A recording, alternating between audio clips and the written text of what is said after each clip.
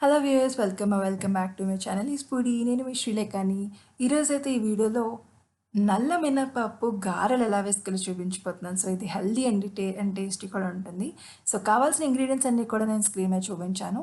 So ఇది ఏంటి అంటే ఒక మిక్సర్ జార్ తీసుకొని అందులో ఇలా నల్ల మినపప్పు ఉంటుంది కదా. సో నేను ఏంటంటే ఇడ్లీకి నల్ల మినపప్పుని వాడుతున్నాను అనమాట. సో నార్మల్గా మనకి తెల్ల మినపప్పు ఉంటుంది కదా. సో అలా కాకుండా నల్ల మినపప్పుని నానబెట్టుకున్నప్పుడు మనకి ఇలా పొట్టు బయటకు వస్తుంది అనమాట. సో ఆ పొట్టుని తీసుకొని నేను ఇలాగ మిక్సర్ జార్లో వేసుకున్నా. ఓకే, అందులోనే కొన్ని మిరపకాయలు, కొద్దిగా ఇంగువ యాడ్ చేసుకున్నాను. అలాగే టేస్ట్కి సరిపడినంత సాల్ట్ యాడ్ చేసుకున్నాను.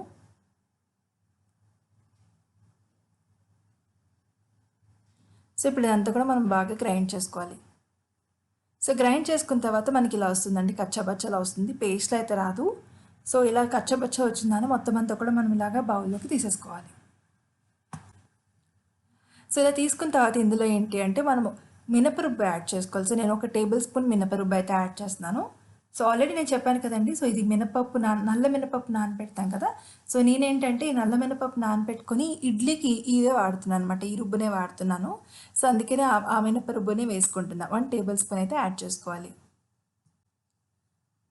1 ఫుల్ టేబుల్ స్పూన్ యాడ్ చేసుకోవాలి. యాడ్ చేసుకున్న తర్వాత దాన్ని అంతా కూడా బాగా కలుపుకోండి.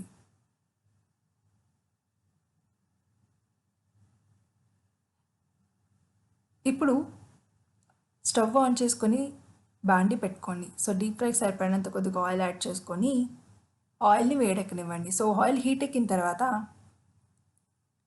ఇందాక మనం చేసి పెట్టుకున్న ఈ మిశ్రమం ఉంది కదా, సో దాన్ని కొద్దిగా ఇలా చేతిలో తీసుకొని ఇలా చిన్నగా వత్తండి అనమాట చేత్తో. సో మనం గారెలకి కన్నం పెడతాం కదా, దీనికైతే కన్నం పెట్టవలసిన అవసరం లేదు. ఒకవేళ మీరు పెడదాం అనుకున్నారంటే పెట్టచ్చు, పర్వాలేదు. సో అలాగే నేను అన్నిటిని కూడా వేయించుకుంటున్నాను. సో ఈ రెసిపీ అయితే చాలా బాగుంటుందండి అండ్ ఆల్సో హెల్దీగా కూడా ఉంటుంది. సో మనం వేడి అన్నంలో నూనె వేసుకొని ఇలాగ ఈ గారెల్ని, అంటే ఈ వడియాలు ఏవైతే ఉన్నాయో, వడియాలు అంటారు, గారెలు అని కూడా అంటారంట. సో ఏదైనా అనుకు వెళ్ళచ్చు మనము. సో నాకైతే గారెలనే అంటున్నాను. సో ఈ వీటిని అయితే మనం ఇలాగా ఫ్రై అయిన తర్వాత వేడి అన్నంలో నూనె కొద్దిగా కలుపుకొని అందులో ఈ గారెల్ని కొద్దిగా మనం ఇలాగ చేత్తో క్రష్ చేసుకొని కలుపుకొని తింటే చాలా బాగుంటుందండి టేస్ట్ అయితే. సో మీరు కూడా మీ ఇంట్లో తప్పకుండా ట్రై చేయండి ఈ రెసిపీని. సో మనకి గారెలు అలా వేసుకున్న తర్వాత 2 వైపులా కూడా బాగా వేగిపోయిన తర్వాత తీసేసుకోవడమే, అంతే. ఎంతో టేస్టీ అయిన మినప గారెలు అనేవి రెడీ అయిపోయాయి.